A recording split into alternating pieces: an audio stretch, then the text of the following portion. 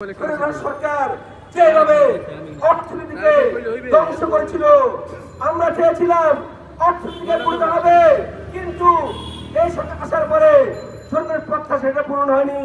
এখনো পর্যন্ত অনেক গার্মেন্টস বন্ধ হয়ে আছে।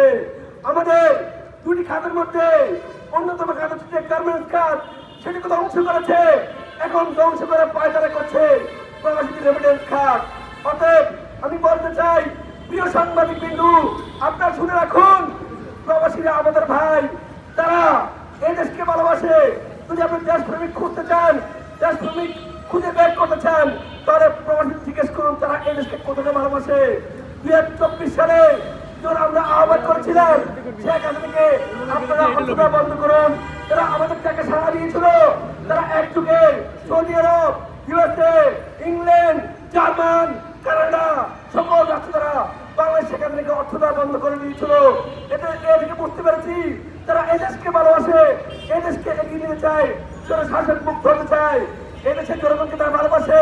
তাদের রক্ত পরিশ্রম কামের টাকায় এই দেশে অক্সিজেন টিকে আছে, এই দেশের মানুষ টিকে আছে। অতএব প্রবাসীদের নিয়ে যারা কোনো প্রকার কালক্ষেপণ করবে, তামাশা করবে, প্রতারণা করবে, তাদেরকে বাংলাদেশের জনগণ উচিত জবাব দিবে ইনশাআল্লাহ। প্রিয় দেশবাসী, আমি শেষ দুটি কথা বলবো। একটি কথা হচ্ছে যে এখনো রক্তের দাগ শুকায়নি, এখনো লাশের সারি চলমান।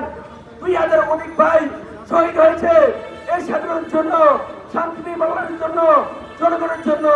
এখনো হাসপাতালে আইসিইউতে ভর্তি আছে, এখনো আহত হয়ে পঙ্গুত্ব জীবন বরণ করছে। কারো হাত নেই, কারো পা নেই, কারো চোখ নেই।